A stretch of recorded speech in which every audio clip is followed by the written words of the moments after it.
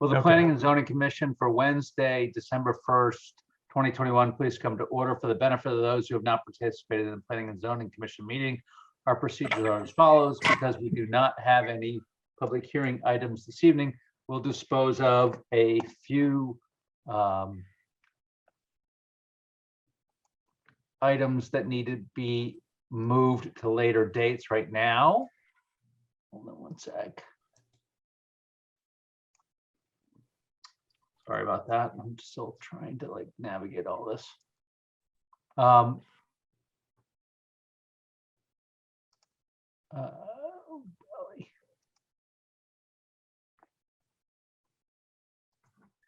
golly. Would someone like to make a motion to move the public hearings for Hubbard Road from this evening to 1/5/22? So moved. Second. Thank you. All in favor? Aye. Frank DeAndrea, Aye. Richard Wallace, Yes. Amy Stein, Yes. Bill Freeman. Yes. Who have I missed? Sorry. Sean. Sean, please. Aye. Scott. Yes. All right. For the sake of everyone here, I'll introduce everyone. Richard Wallace, please raise your hand. Good Bill evening. Freeman. Thank you. Jamie Stein, Good evening. Sean Cosgrove, Scott Edmund, Hello. Frank DeAndrea. Present. Thank you very much. Let's see. Should we motion to move The other Claudio and continuation is David for White? Crystal and David White. Would someone like to make a motion to continue that to So moved. 12:15? So moved. Thank you. Second. Thank you very much. Richard Wallace, Aye. Bill Freeman, Yes. Jamie Stein, Yes. Sean Cosgrove, Aye. Scott Freeman, Yes. Scott Edmund. I'm apologize. I felt like that was me, so that's why I I said it. know, that's my bad. I'm kind of like, I have multi-screens going right now. And Francesca, Frank DeAndrea. Aye. Thank you very much. We'll move all those.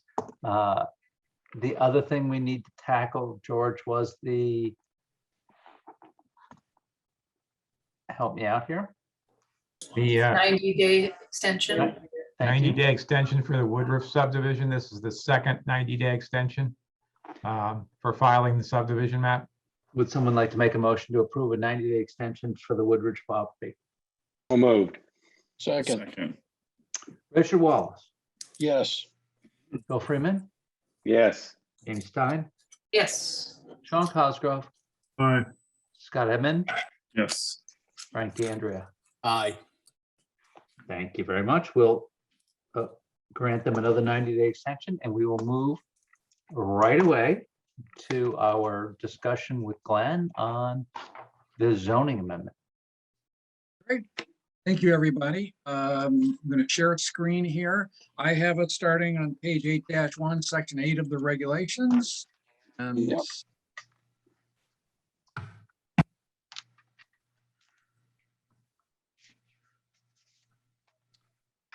so this is a brand new section of the regulations, and based on input and feedback during our early work on this, the idea was to organize materials related to energy and sustainability.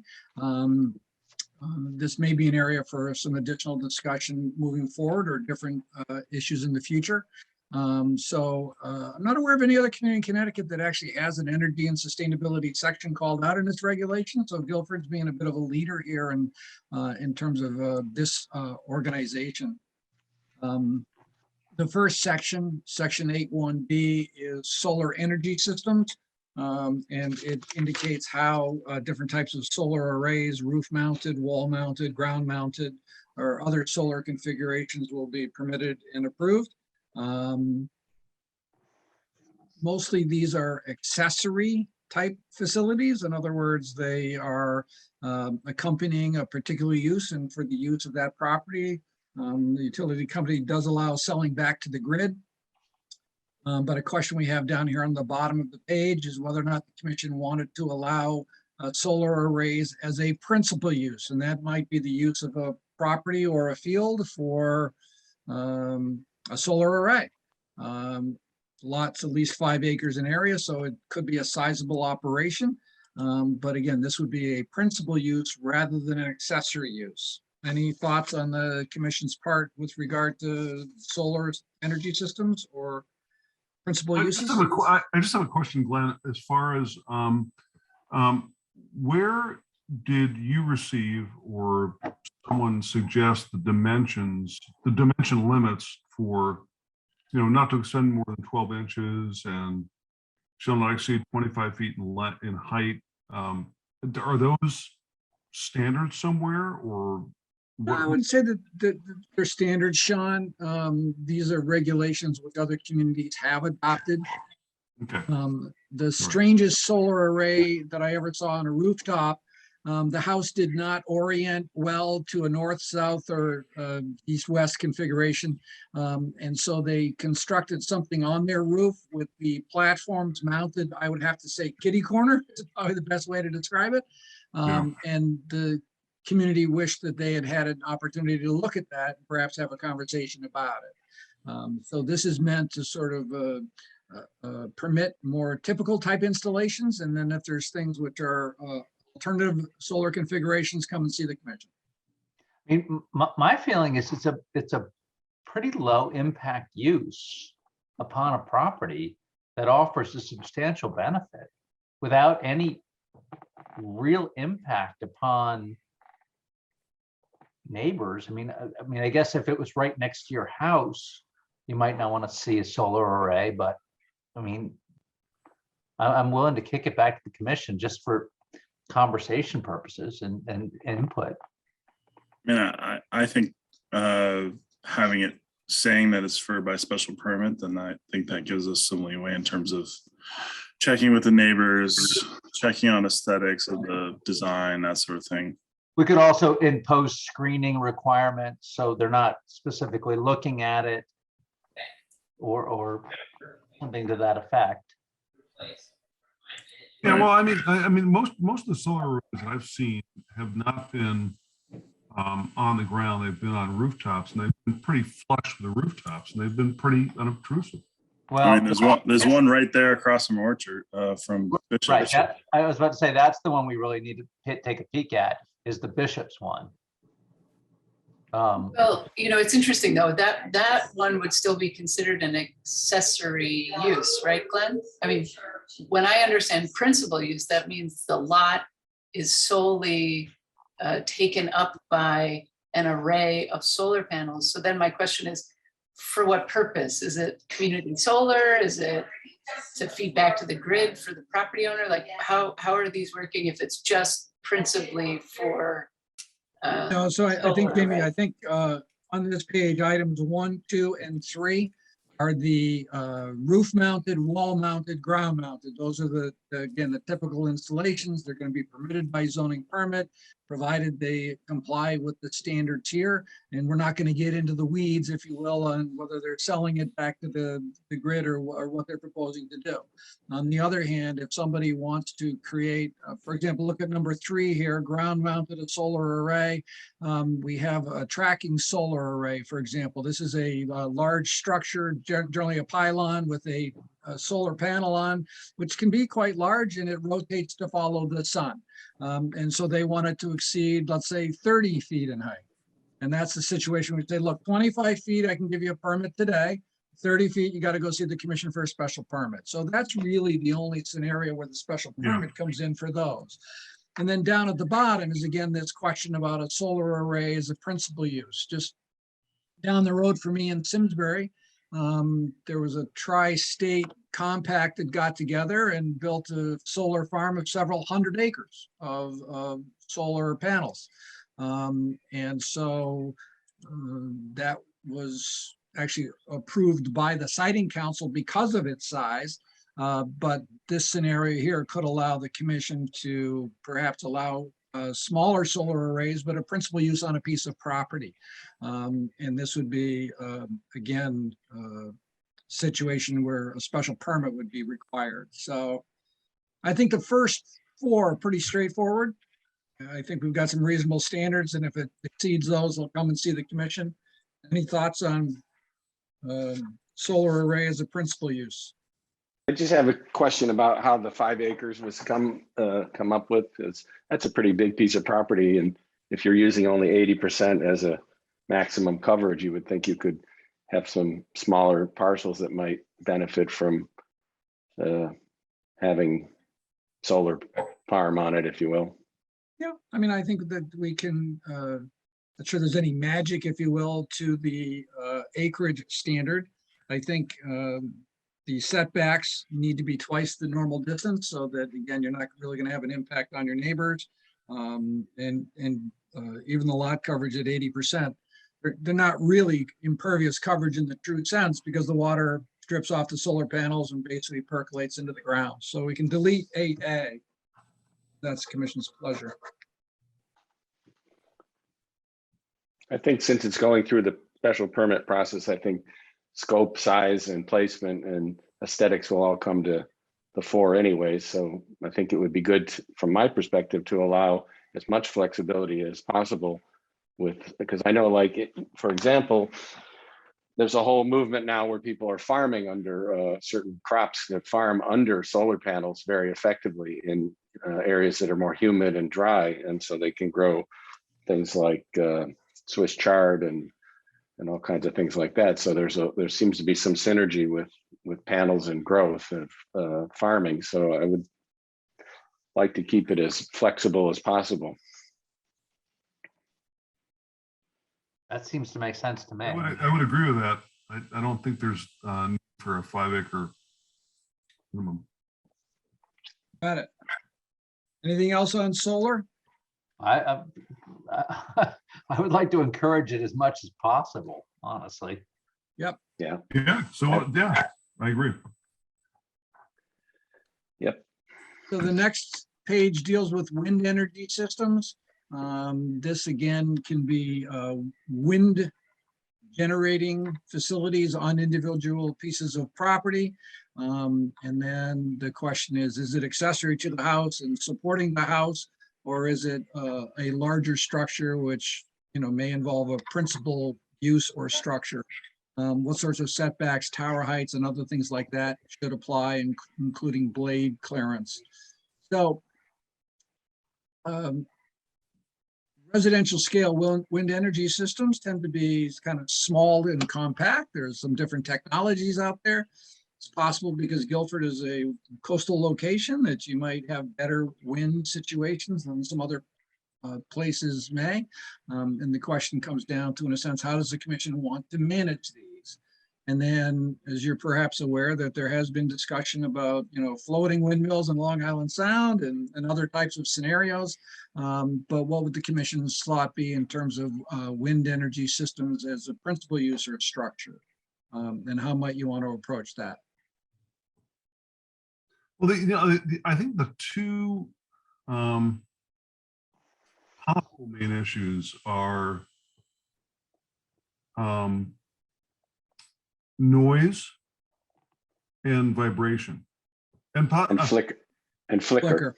Yeah, and possibly you know, just eyesore if it's put in someplace that it doesn't belong. But Or bird strike. I mean, And bird strike again. I love the thought of wind power as a concept, but I have witnessed in other parts of the country where I've been, where it has had negative effects with birds and people's lives, especially with flicker.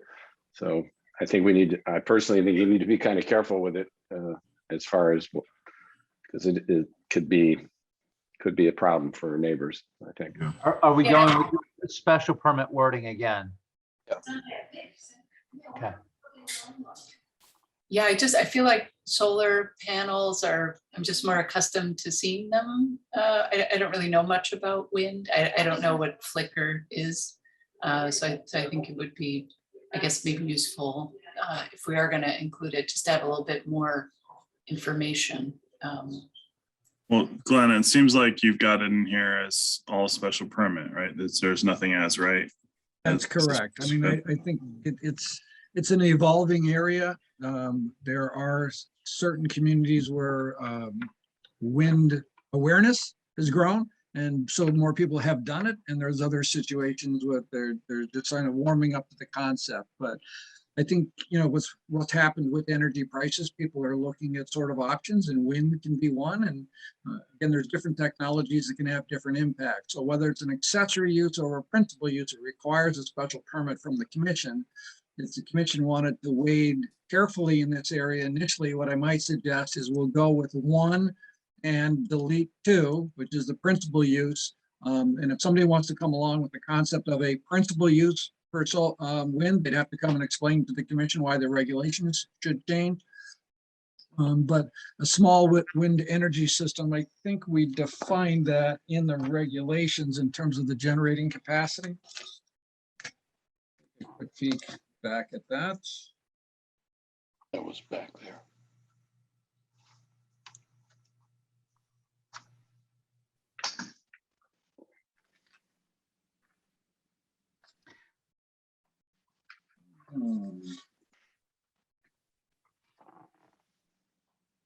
I'm not putting my hands on it quickly, so I think let me get a definition together by what we mean by this. Because a residential scale, I forget the kilowatt generating capacity, but it's not a large windmill. It's a Yeah, these are like maybe what you would see like on a sailboat or something, or how like no bigger than that. bigger than that. Okay. Yeah, but so it might have a blade length of maybe 5 to 10 feet Okay. on top of a pole, but again, for the efficiency of it. So let me find that definition and either add it to the regulation, this section, or add it in the regulations as a whole. Okay, thank you. So you're going to look into the kWh capacity as it affects the unit. Yeah, I mean, I think that's really the recognition of its accessory nature. And there's some general provisions related to that. So I think we can start small, if you will. And then if people say, well, I'd like to do a bigger one, I think they can come and talk to the commission, and that might involve a tweak to the regulations. But in the meantime, we'll keep an eye on this moving forward. Yeah, We should keep in mind that, I'm sorry. We should keep in mind that this might be even though it's accessory, it might be accessory to a business or even an industrial use. So it could be fairly large in terms of capacity, even though it's accessory. It's not necessarily going to be accessory to a single family dwelling. I don't know if you've driven over the Pearl Harbor Bridge in New Haven, if you look to the right, you go Right. over, there's a turbine there that is accessory to a printing operation. Yeah, it is actually. I've been to that printer. It's provides them with quite a bit of electricity.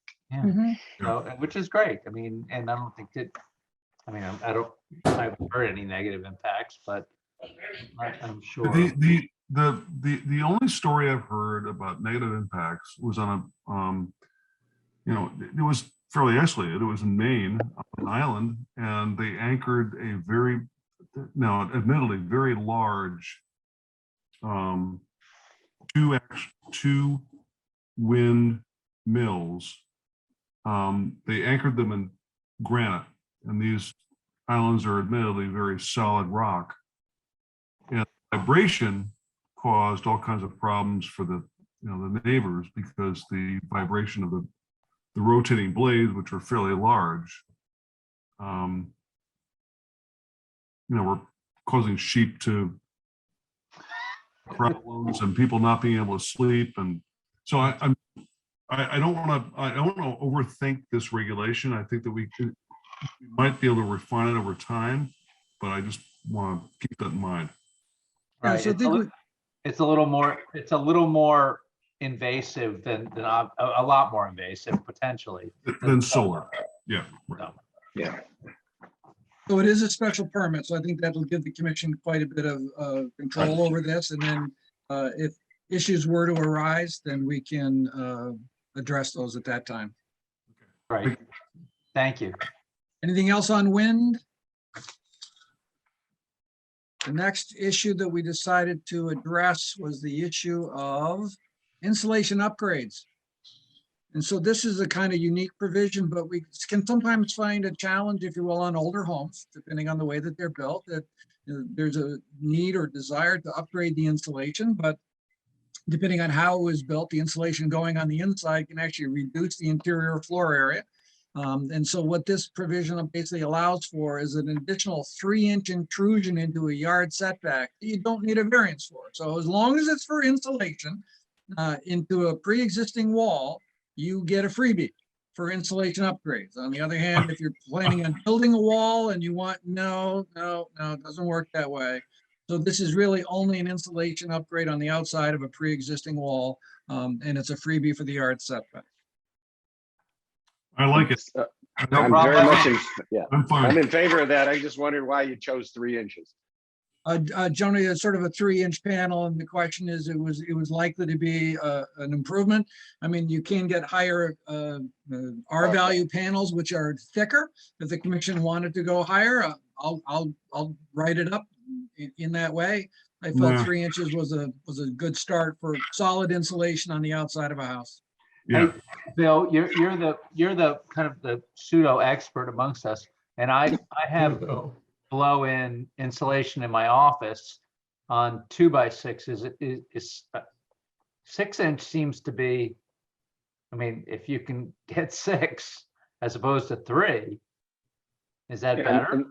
Yeah, way better. And also they have these different kinds of protocols where you actually build trusses on the outside of your building. They call it a Larson Truss. So it's basically like a TJI that's on edge, and then you put the insulation between it. So, you know, in my world, the thicker the insulation, the better. So, you know, it's a very inexpensive way to improve the building's ability to perform. And so I can't imagine that 3 inches or 6 inches or a foot is going to make a big difference on a setback that's 20 feet. That's Well, just sort of my perspective on it. But that being said, Glenn, would you mind, like, if we propose changing 3 to 6, and how does the commission feel about that? Totally rational. Yeah, I'm comfortable with that. But I also do know that this has come up before. I think Russ brought it to our attention before with much older homes, you know, like ours, you know, built in the early 1800s. We're very close to the road. So some of that setback stuff doesn't apply. So maybe people will get upset about going out a foot, but I think 6 inches seems fine. If you don't mind, Glenn, can we change that to 6 inches? Yeah, absolutely. Got it. Thank you. I mean, I think the Thank more you. we can make people's homes more efficient and keep them compliant, the better. The other thing I wanted to bring to the commission's attention is that I came across a regulation in another municipality recently that provided provisions for electric vehicle charging spaces as part of site plans and other types of commercial developments.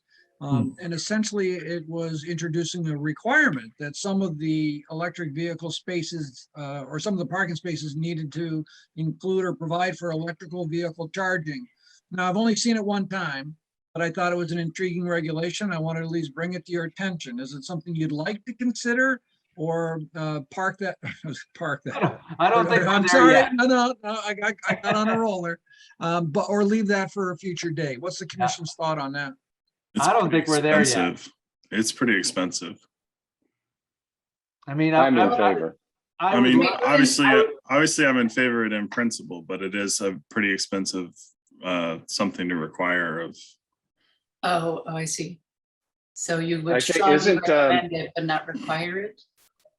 I think Volkswagen has billions of dollars now that they have to employ into the system for charging stations. So I know that they're available for people who are doing development to implement them. So I think there are channels that are not that expensive, but at minimum, can we have it where there's maybe conduit in place for future, you know, something, you know, back in the day, we used to have to run 2 conduits for before, you know, Wi-Fi ever showed up. So you'd have, you know, expansion of the internet. So I think that it would be helpful if at least the infrastructure might be there for the future, because at some point in time, there's going to be a charging station in front of every parking spot. Yeah, I think it's a great idea. I think it's pretty onerous from our 2021 perspective. I mean, I agree in 2031, it might be a different game, but to impose that now, I think is pretty tough. What I'll do is I'll add some text into the parking session that says something like consideration should be given to establishing electrical vehicle charging stations. And that Perfect. allows the commission now to have that dialogue as part of the situation in the future.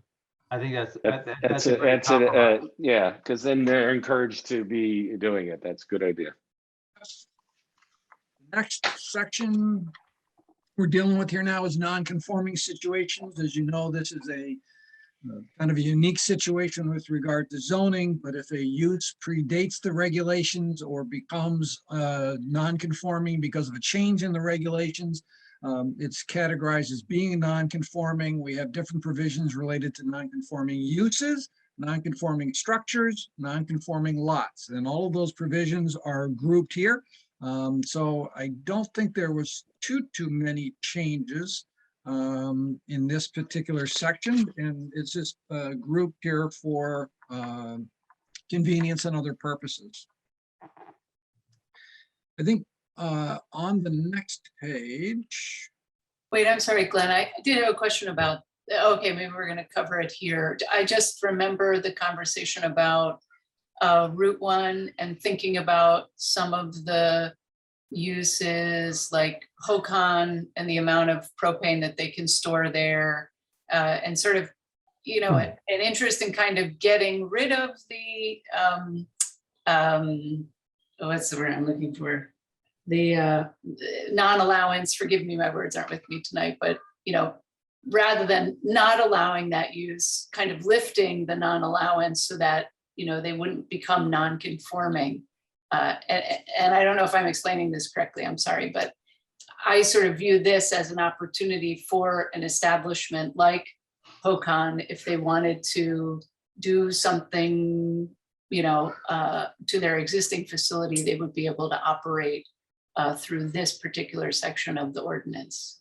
Am I making sense? Well, I mean, the non-conforming law is well established in many respects. Non-conforming uses, the basic intent is to, or the philosophy of zoning historically is to bring them into compliance with the regulations as soon as possible. So we allow them to continue, but don't sort of promote their expansion. There are some communities around the state that have adopted an approach that have allowed for modification of non-conforming situations through a special permit by the commission. So this can be a situation, for example, and I've dealt with one of these, which was a small industrial use in a residential zone. It was along a waterway, had been a mill for many years, but the zone around it was residential. Because it was non-conforming, the owners had no incentive to maintain their property, and they just ran their operations as they always had until it got to the point they wanted to add on to the building. And the non-conforming prevented that. So the commission crafted a regulation that said by special permit, they could allow the expansion of a non-conforming use, and that brought into play the special permit criteria. And as a result of that, they got architectural improvements to the building, paving of the parking lot, and the installation of a buffer.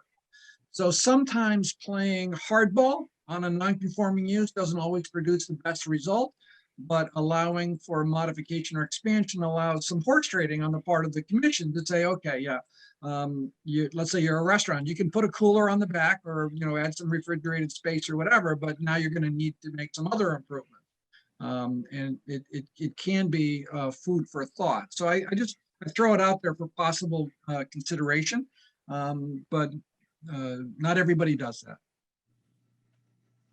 Oh, I'm of the opinion of, you know, anytime we have more options on the table in terms of making things better, that's probably a good thing.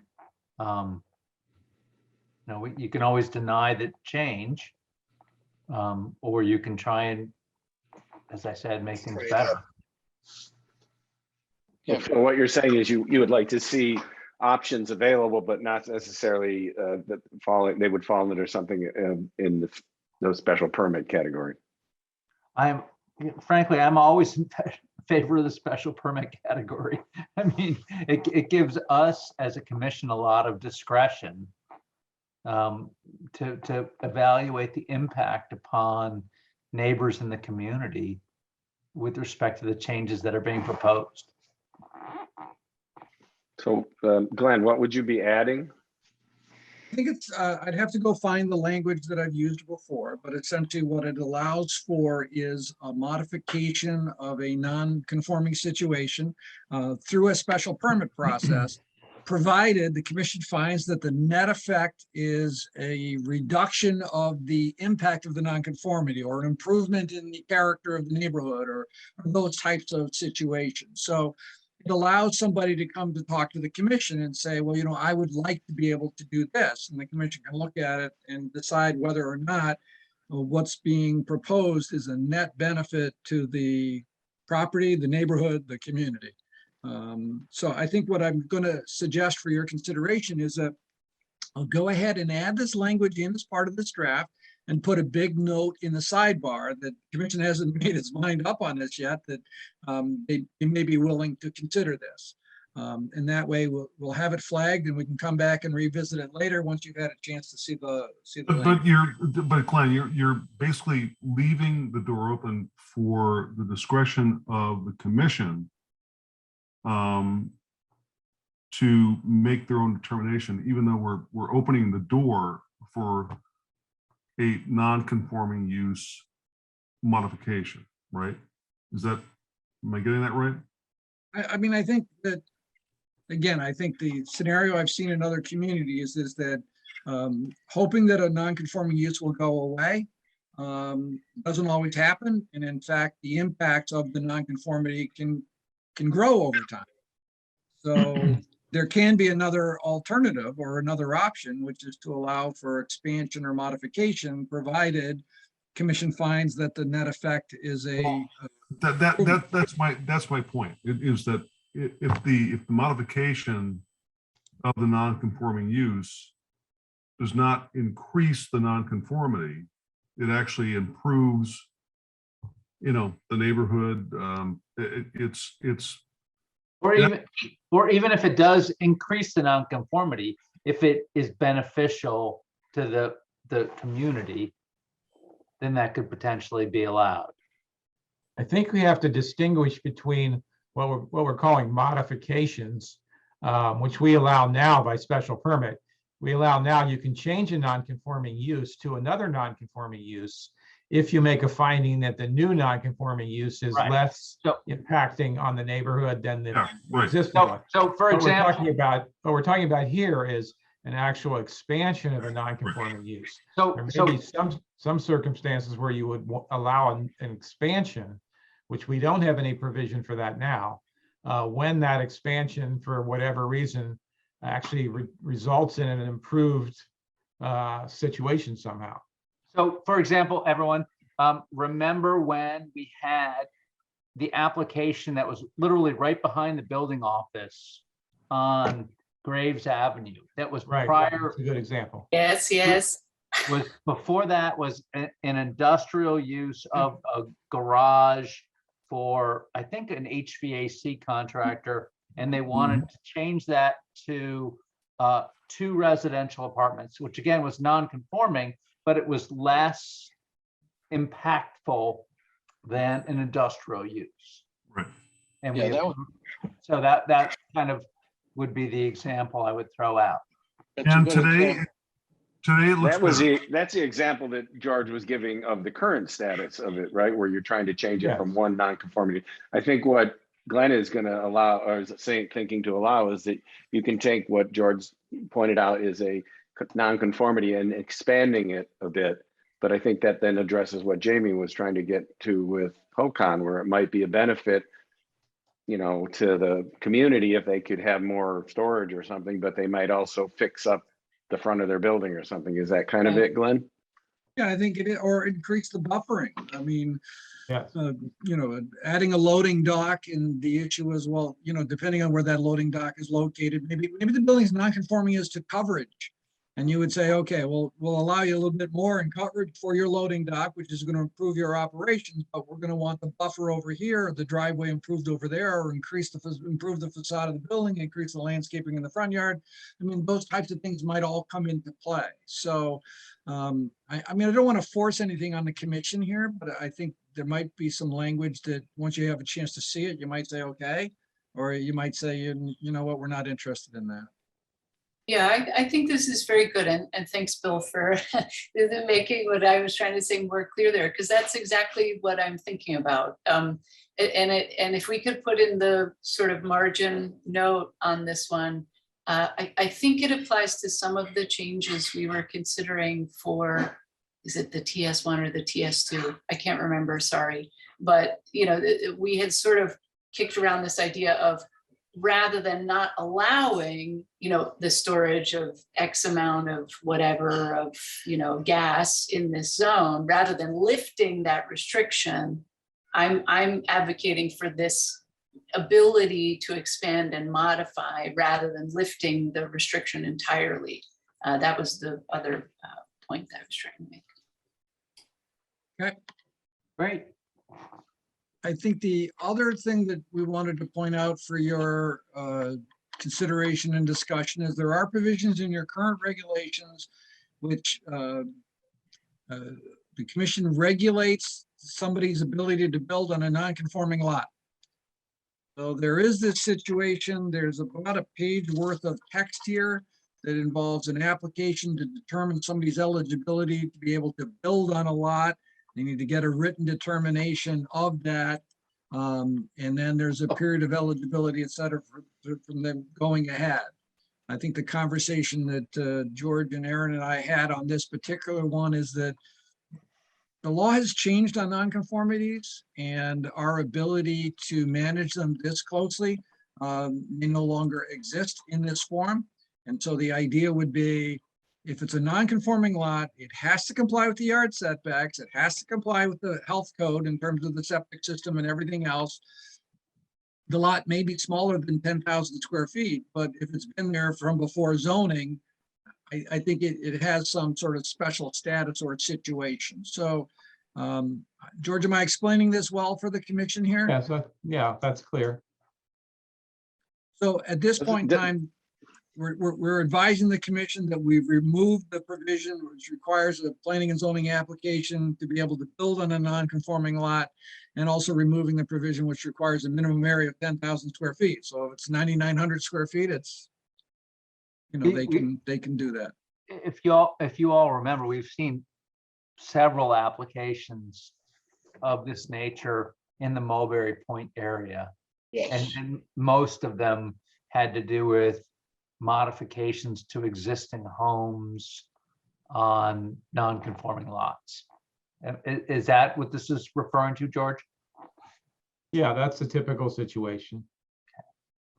And it was Didn't we talk about certification- something where you were gonna take buildings that were bigger than they would normally allow to be in coverage and things like that, and then allow them to have sort of be looked at differently? Then I'm trying to recall when we talked about this, and I can't bring it up, but wasn't there some, like, people wanted to put a garage on the back of their lot? It was a long, thin lot, but it was narrow, and I think it was Whitfield. I think it was the recent Whitfield Street Well, application. this was a specific provision that there was no discretion on the part of the commission in granting this eligibility certificate. If they met the criteria, then it was an automatic approval. So there was really, it was really redundant. If you have the criteria, then you qualify, and there's no reason to go to the commission to seek some kind of certification for that, for the fact that you qualify. If you don't qualify for it, then you can't make the application. If you do qualify for it, you don't need to make the application because it's an automatic provision of acceptability, if you will. So George, under this change, lots under the 10,000 square foot would merely have to meet the zoning criteria, not Right, but the other, like height, setbacks, Sure. etc. yeah, you still have to comply with all those other Right. standards. But they don't have to come to us because they're under 10,000 square feet. Right, that's right. Existing non-conforming lot. Yes. In Okay. fact, there was this, when this was originally written, there was a special concern, I think, for lots less than 10,000 square feet, as opposed to, any other kind of non-conforming lot. And there really didn't seem to be any rationale for that.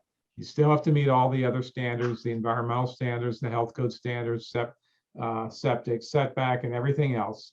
And the fact that you might have 9,900 square feet shouldn't require an extra step in terms of the process. As opposed to 10,002. Okay. Seems fine to me. Wise. I mean, I can't, Frank, you've got more history than I do, but I can't recall, many applications that we've seen on 10,000 square foot or less lots that have been egregious. I mean, most of them have been people wanting to improve summer cottages, etc. Yeah, maybe one that had to do with a height thing. And if I remember right, that had to do with like a neighbor like being worried about their view or Exactly. so, yeah. I Frank's got a lot more history than I do, but I don't think that's a problem.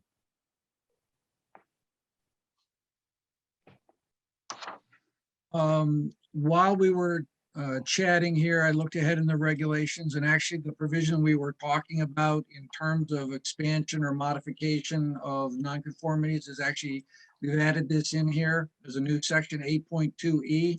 And in fact, there was text in the prior sections that says, except as provided in 8.2E, these rules apply. So what this regulation says is by special permit, the commission can authorize construction, reconstruction, enlargement, extension, modification, continuation, etc. And prior to granting the permit, the commission shall find that the construction to result in a general improvement of the lot with regard to access, drainage, and landscaping. Non-conforming signs and lighting shall be brought into conforming or more nearly conforming condition. Adequate provision shall be made for landscaping and buffering, especially to adjacent residential uses and in any area required for setback. And the overall result shall result in a situation where, in the commission's sole opinion, the architectural and site improvements or operational changes will result in a net reduction in the overall impact of the non-conformity of buildings or other structures and site improvements. So Glenn, you wrote all this just now as we were having this other sort of side. George, I'm looking back. This draft was originally crafted, I think it was back in May or June. So yeah, I'm gonna take the passage of time. Take the credit. Just go for the credit. There you go. I honestly think you should have said, yeah, I was whipping this up while you guys were Yeah, talking. well, you guys, I should have been sitting here making tapping noises on my keyboard then. Perfect. So the next section in the regulations is excavation, fill, and grading. We've asked Janice for her input on this. There is a provision there Janice has expressed concern about, which is a change in grade of over 5 feet without, the commission having approved the site plan, et cetera. And we're waiting for feedback from Janice on this. I think other than that, most of the other changes were essentially organizational in nature. George, is there anything that jumped out at you in this section that you remember? I don't think so, Glenn. I think you're right. It's just clarification and organization. Did we define existing grade? Well, this is part of the problem I think that we had with some of the building height issues that we dealt with, because one of the things that's always sort of interested me about Guilford is I think the regulation that building height was measured from existing grade, not the finished grade. And I think you might have been unique in the state of Connecticut in that regard. And I think when I did work with the town back as part of the smart growth report, what we discovered is that people in subdivisions who wanted to build tall houses, which were the rage at the time, were excavating the site out so that they could fit their house under the height cap. But when you measure it relative to a pre-existing grade, you don't ever see the pre-existing grade. It's gone. So as part of these regulations, we're looking at building height based on finished grade. And so I think some of those earth excavation activities might occur due to the topography of the site, but not for that purpose. So just a little history thing. We have a new building in town that was built upon milling, at least partially. The site grade was built on millings that were deposited and then declared to be existing grade. And that was, it was ruled to be fine by the Superior Court, and that the story is over. But I think, I don't know what, at some point, someone's going to deposit something somewhere and then want to build on top of it. What's that? I'm sorry, what are millings? So the land was being used as milling? This goes back to This is U-Haul. U-Haul. Yeah, I thought, are we not supposed to use names here? I'm sorry about my. No, so it was the millings, to answer your question, was the asphalt. Right. Yeah, I think that what we have now is the way we've structured it is, I mean, your height is measured from the existing grades, but if you are going to fill a lot, you still have you have to get the permits appropriate to filling. Before you present your plan for the actual building, which should be based on the filled lot. So it's a two-step process, and that's what this section is about.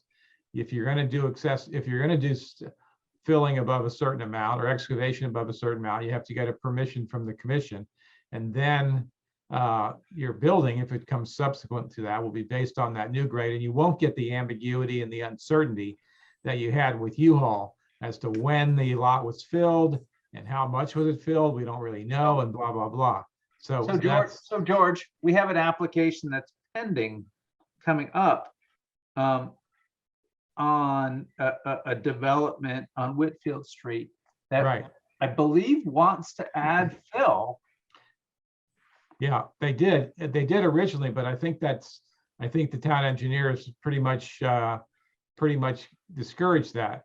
But if they were to do substantial filling, that would have to be a separate permit before they would do their final site plan. Would the height then be from the fill they put in up? Yes, right. Under the new regulation, yes, that's the way it would be. Okay.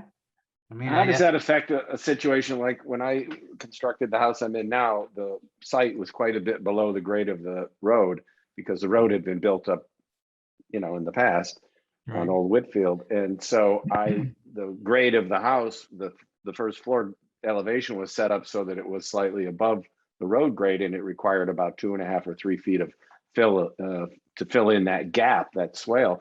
Was that not normal? Isn't that normal? Yeah, that's probably normal.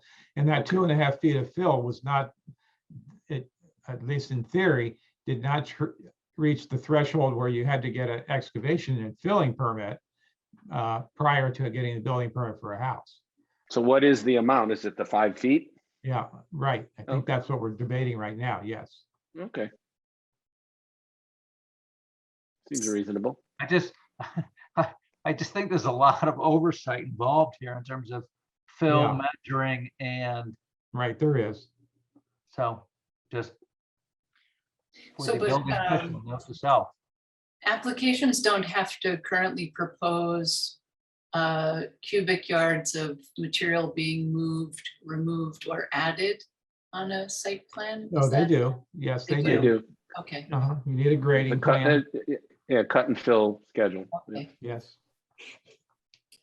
I'm just curious, and only because I drive by it all the time, is like it seems like the one across from Panera has just completely boggles my mind as the volume and the size of it. So is that considered normal for a site around here? No, that was extremely unusual. But all of that filling, all of the excavation, blasting and excavation that resulted in the massive piles in the that they're trying to dispose of by selling, was approved as part of the site development plan for the development that was approved back there. It's a lot. Oh, having been one of the votes on the approval of that, let me say that the amount of material being removed was not obviously presented to the Yes. commission. So that's my question is, so I would look at that and I would be able to sort of discern the amount, but I think that It was presented as, here's the community development plan that we're looking to do. But it didn't give It you a was not, number? it was not, and we're looking to remove 60 million tons of rock. Well, that and was my brick. previous question. Why in the site plan application did they not have to disclose that they were going to do that? Maybe they did, George, maybe they did. Did they say they were going to be removing X number of cubic feet of material? I don't know that they actually quantified it like that, but they did have plans, grading plans, that were reviewed and approved in theory by the Planning and Zoning Commission, and in reality by the engineering staff that reviews those plans. yeah, I think that slipped through a little. Therein lies a slippery slope between Yeah. like what developers can say and what can be done in reality. But that cow is out of the barn. So Yep. just when I'm gone, all of you be suspicious. Just, you you hate to always like hold an applicant's feet to the fire, but once you approve it, it's done. So Glenn, go on. I don't mean to hijack your meeting. No, but I'm making a note here that I don't think it would be unreasonable as part of a site plan application to require a statement at that time of the amount of cut or fill, because this section here Yes. talks about provisions of this section shall not apply to excavation, removal, or deposit of material reasonably necessary in connection with the bona fide construction or alteration of a building or other structure. So the issue is, well, yeah, that could be 1 million cubic yards, because that's reasonably associated with it. So the question in a sense is, at what point in time does the requirement trigger? There are some communities that have, I guess I would best describe it perhaps as a table, and say, okay, well, listen, I mean, if you want to move some dirt around your site up to this amount's okay.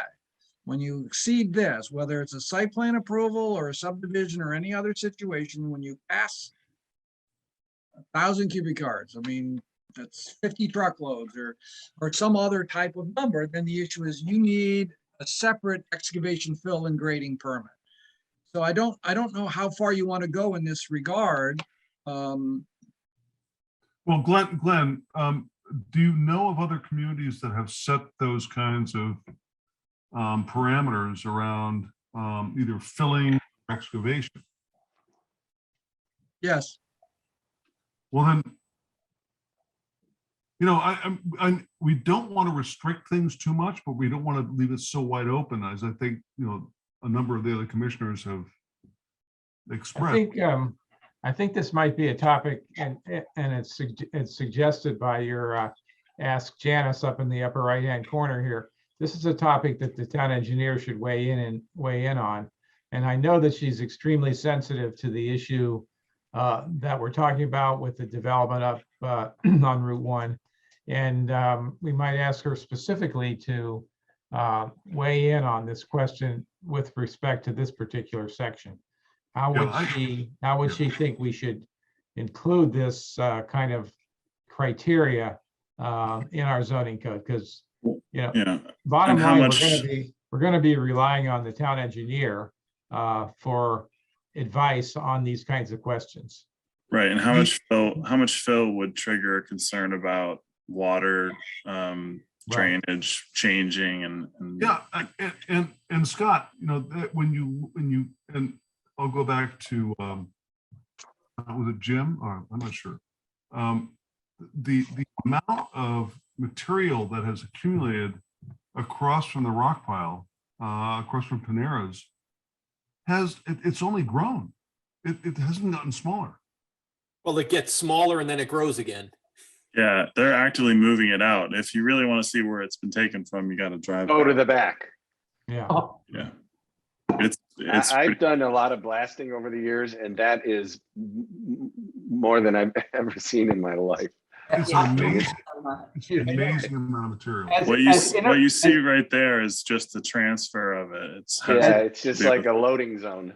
As Yeah. inappropriate as it was when our one of our elected officials suggested we take a drive back there.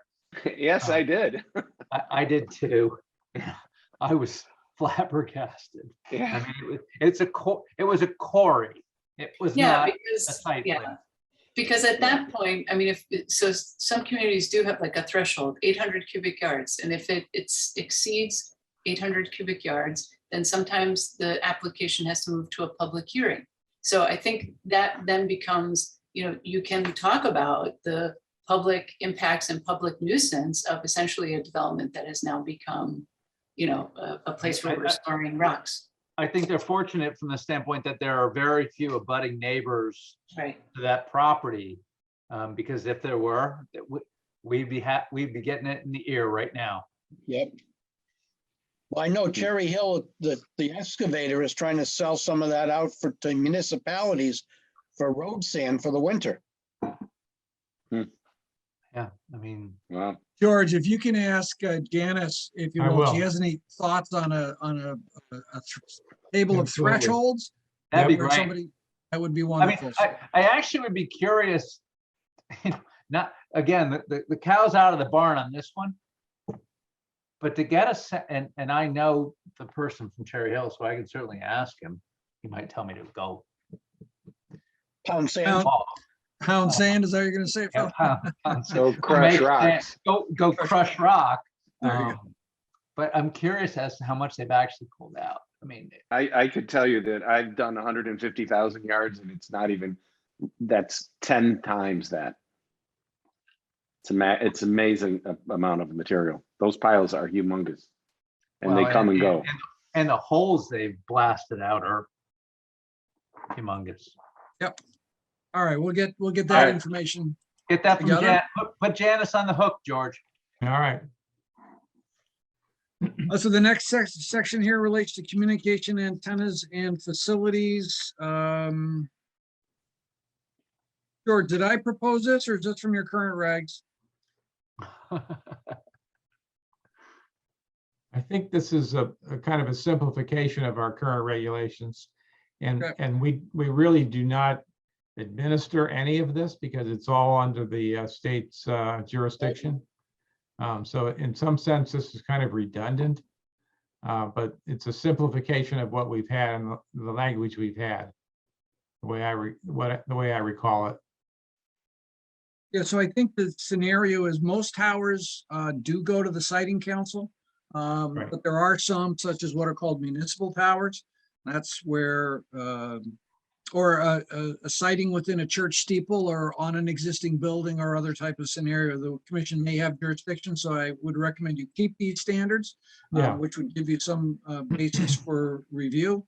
The next big thing, which is coming in terms of cell phone service and wireless, is 5G, which is a much smaller cell, and the equipment is really much less visible than before. So we may look back in 10 or 20 years and say, why did we ever have this section? But in the meantime, I think it's probably makes sense to keep it. Right. Good. Yep. So I think we haven't really made any changes in this section, but we organized it and grouped it and placed it back here. Yeah. You probably don't need it, but Have- better safe than sorry. The next section of the regulations, so go ahead, I'm sorry. No, I was gonna make a joke, but go on.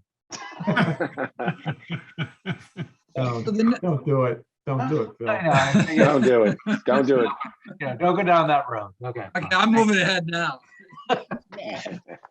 So the next section of the regulation, section 9, is really a very significant modification to your regulations. So the administrative provisions and procedures in your regulations weren't well organized, didn't always comply with state statute and updated provisions there. So what has happened here with George and Aaron's involvement is that we have essentially removed all of the procedural elements from your regulations, put them all back in a brand new section 9, and it's organized as kind of procedurally, if you will, in terms of what might happen on an application. So section 9.1 is staff procedures, and when the issuance of a zoning permit, this is what actually happens, so that somebody who has to apply for one will know what's required, or somebody who wants to learn about something and what's required. So section 9.1 has to do with staff procedures for a zoning permit, a certificate of zoning compliance, which is a precondition to a certificate of occupancy. So again, these are the staff-related things. The commission generally doesn't get involved in these. So this is the rules and regulations of the road in terms of what happens with regard to these. We've added another section in here in terms of pre-application reviews. And this is where we encourage applicants to meet with staff beforehand to identify issues, to try to coach them, if you will, in ways moving forward. Pre-application reviews by the design review committee. And then we've also added in a provision for pre-application review by the commission. There is a section of the Connecticut General Statutes that enables pre-application reviews by the commission. It's section 7159B. What it basically says is that whatever happens in this discussion doesn't affect whatever may come in an application. The applicant isn't bound to what he said, the commission isn't bound to what they said, but it's an opportunity to have dialogue. Some towns have said, well, no, we'll deal with the application when it comes in.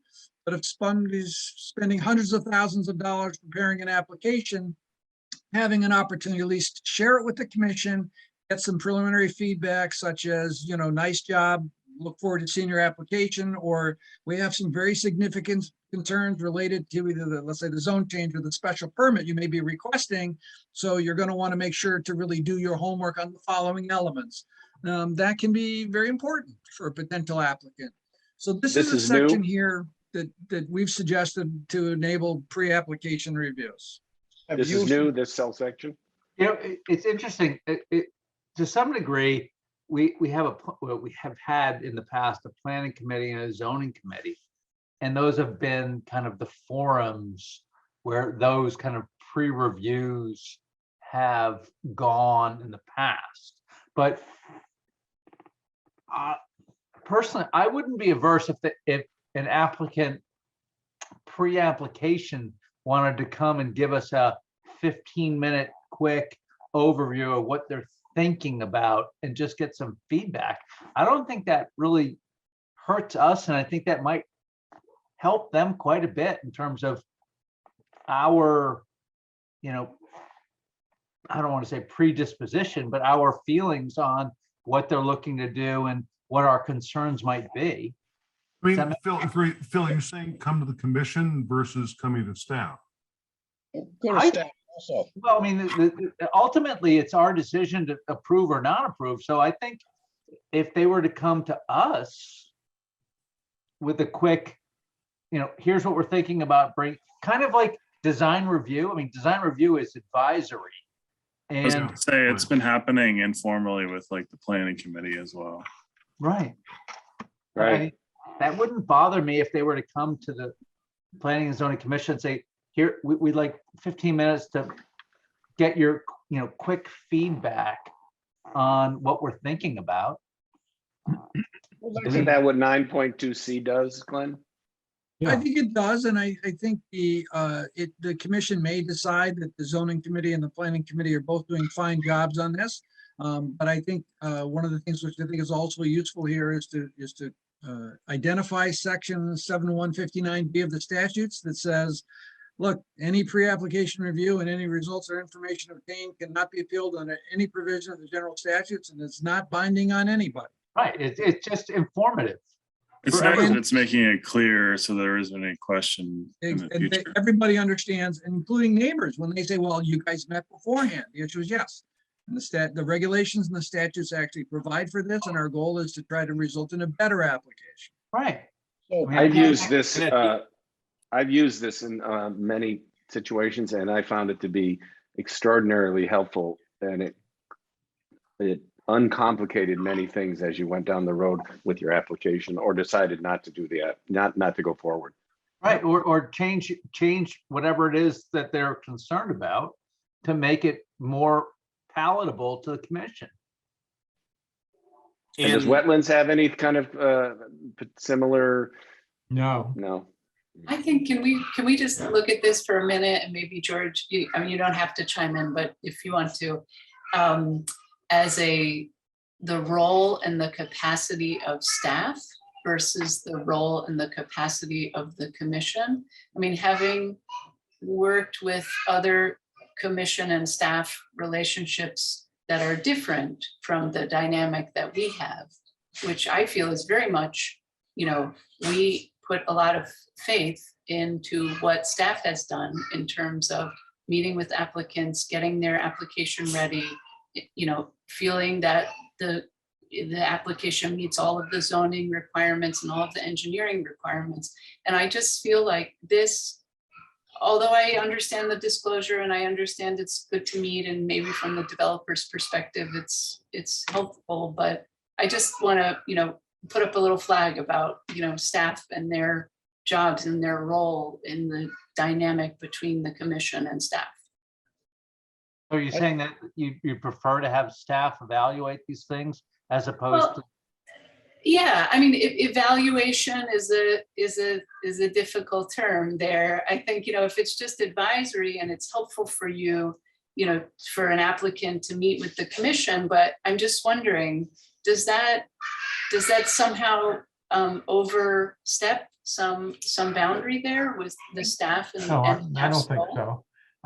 I think it's something that the staff would welcome, just like the design review committee. I think the design review committee, in my opinion, works very well. I think having an opportunity for applicants to meet with the whole commission on an informal basis would also be helpful. Those applications that are fairly routine wouldn't fall into this category. These would be applications where there's a lot of discretion as to whether it's a good idea or a bad idea. It's not something that applicants will be required to avail themselves of. The way I read it, it's something that an applicant can request if they want to get feedback. And then it would be, our job as administrators to, facilitate that. Exactly how we would do it with the commission, whether we'd have sort of special meetings, or do it at regular meetings, those kinds of things would need to be worked out. I would see this as being a fairly rare procedure. And it's something that we can try. And if it turns out to be not all that productive or a waste of time or whatever, then we don't have to use it. But having it set up in an explicit way like this, I think is good. And Glenn, I was going to ask that because it says here it's recommended, so this isn't required. It is not. And I think, again, in my days as a town planner, what we found is that there were times that staff was asked, what would the commission feel about this? And you can't answer for the commission. Right. And there's issues like special permit criteria that, the absolute findings, staff may have sort of one perspective, but the commission has another one. So we would sometimes have a nervous applicant who wanted to come to see the commission on everything. And as George indicated, if there's no substantive question, we are not going to take the commission's time with, a feel-good moment for you. So the issue is it has to be useful for both parties. And that really is the opportunity. But I think having this in the agenda sets the stage to have productive discussions, which what could be new and exciting things, and how to approach them rather than having somebody show up with an application. I think it also kind of gives an applicant a heads up as to concerns that the commission might have and their ability to then address them prior to just being put on the spot during an application. I also think it gives a more more sense of goodwill and simplification. And that's the whole spirit of this whole rewrite, is the simplification and the involvement. It might have helped, it might have helped the previous applicant who was trying to get the zone changing over there by the auto parts or the It auto sure valley. would have. Yeah, they might have not come in that way. They might have come in a different way instead of having to Well, come back. you don't want to come guns blazing when you're not gonna. No, it's never good. So the next part of section 9 deals with site plan application. As you know, this is an application which comes to the commission. It's essentially administrative in nature. And so what we've done here as part of a site plan application is explain the purpose for it, the application requirements that are involved in a site plan application, the proceedings. It's almost a sequential process in terms of the different things that are going to happen by staff along the way. And much of this stuff happens in the background. The commission isn't always aware of it. But for somebody who's about to go through the process, it gives them an indication of how things are going to proceed. We've prepared a conceptual flow chart that actually refers back and says, okay, look, the applicant needs to do this, planning and zoning staff is going to do that, the clock starts over here, these are the 65 days or the time period for this. And again, it's meant to be illustrative only, but to give people a sense of understanding of how the process is going to unfold. For the professionals, the commission normally sees they don't need this, but for their clients and for others, they may. And so this was meant to be a helpful thing. That's We've excellent. identified the decision considerations here in terms of what the commission would be considering as part of their application, what's involved in documenting the actual action that the commission has taken, and then following approval, what's required for you to go ahead and proceed with your application or with your construction. And then finally, expiration and completion. And as you know, the state keeps changing the amount of time period that goes along with the site plan. But the statutory references and other things are in here. And so it's meant to really provide an overview, start to finish, on what a site plan is all about. Any thoughts or questions on, and most of this is brand new to the commission, but we've been through this with Chuck and addressed, questions of all of this. So it's just meant to be a consistent framework. And then we follow that up next. Whoops, what did I just do there? Sorry about that, wrong button. With a special permit application. And the special permit application is really laid out the same way. What's the purpose of this application? What are the application requirements? What are the proceedings in terms of what's going to happen sequentially as we go along with this? Again, we have the conceptual flow chart so that you can see how this process will unfold. We identify the decision considerations. And so for the commission's benefit, we also have the special permit criteria outlined here in blue boxes. So that if the commission was reviewing a special permit application, if you can make affirmative findings on these criteria, then you are likely to find that the use is appropriate or acceptable. If, on the other hand, the nature and height of buildings is sort of out of character with the neighborhood, you might raise a red flag as part of the public hearing and say, well, hang on a second here. Is this really an appropriate improvement in this area? So it's meant to kind of guide the conversation and discussion. And there are 2 pages worth of special permit criteria which give the commission deliberations. And again, I think even in your review of an application before the meeting, having these criteria at hand, I think will be very helpful for the commission. Follow that up again with action documentation. What happens once the commission has made a motion and decision on the application, who gets notified and how. Following approval, what has to be filed on the land records in terms of the special permit, et cetera, and then you're on your way. That's fantastic. It's really good. I think. Yeah, in terms of, for people who are the public to look at this, pages 9-17 and 9.18, that is probably pretty helpful. Yeah. It really Agree. And this is They new, know what right? they're getting, they know what they're getting into. Yeah, and I think even if people are concerned about an application, perhaps they might read those criteria and realize how to focus their remarks on things which are really relevant to the commission. Right. And so again, I think it hopefully will improve the dialogue, et cetera. And I do think that town staff, the town planner, the zoning enforcement officer, and just all the staff in that office, they're typically very, very helpful. And if the public just knows they can come in and ask questions, hopefully after having read regulations, if they've bothered to look them up, that is very helpful too. And I think if even the flow chart, they wouldn't necessarily bother Lisa or George or whoever with a procedural question. They True. look at the flow chart, figure out where they are in the process. We actually have the reference next to it in terms of the relevant section of the regulations. People go and read it and say, okay, now I understand what's going on. And that can happen at 2 o'clock in the morning.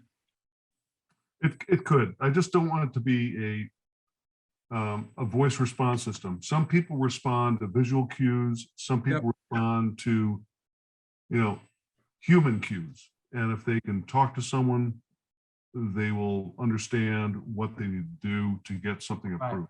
So I mean, that's the goal, to help people through this process.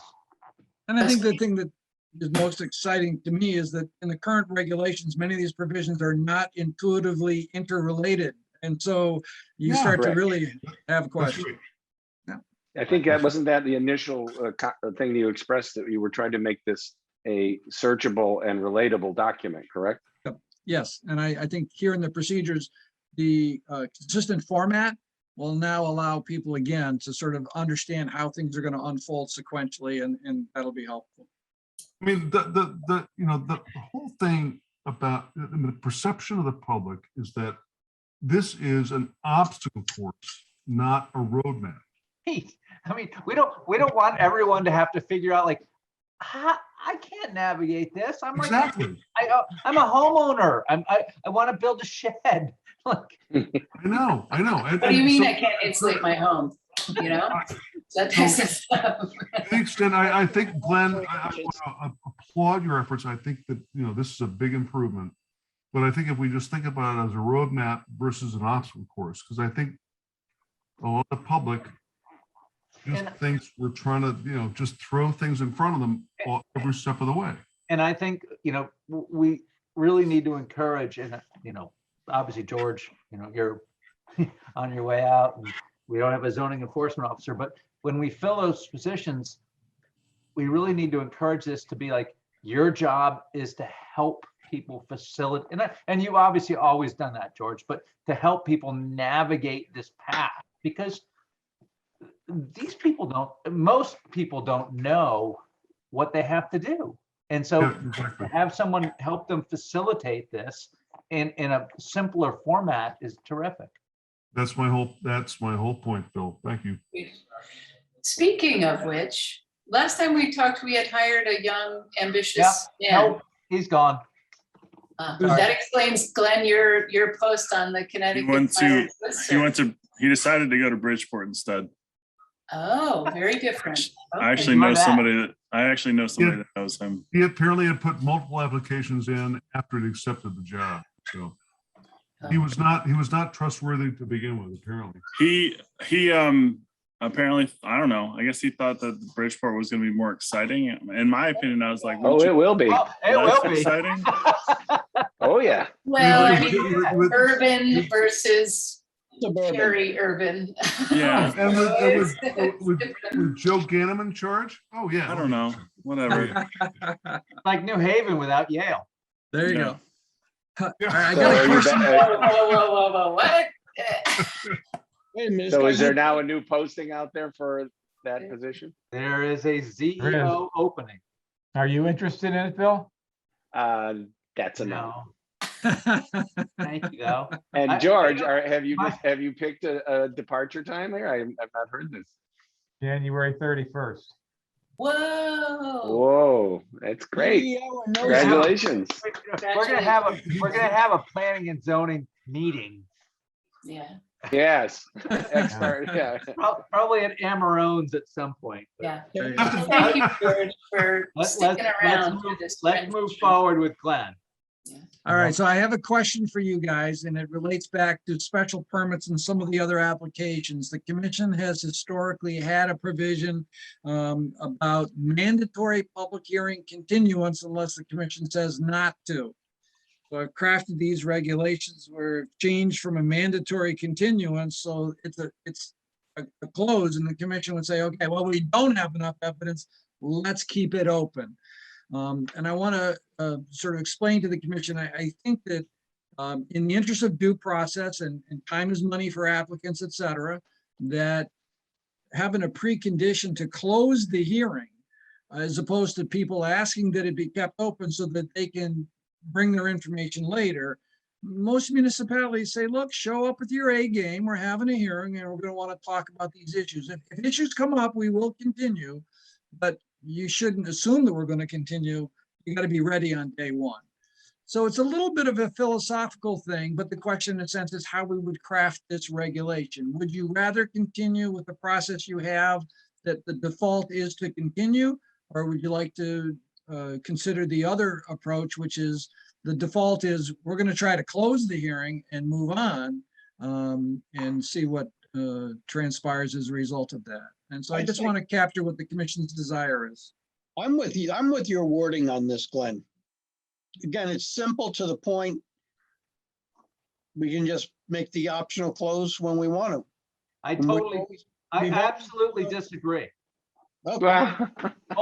Only from the standpoint that we have had multiple applications where information has come in after the fact that was not presented at the hearing that would have come out between, I think we closed 98% of them on the first go.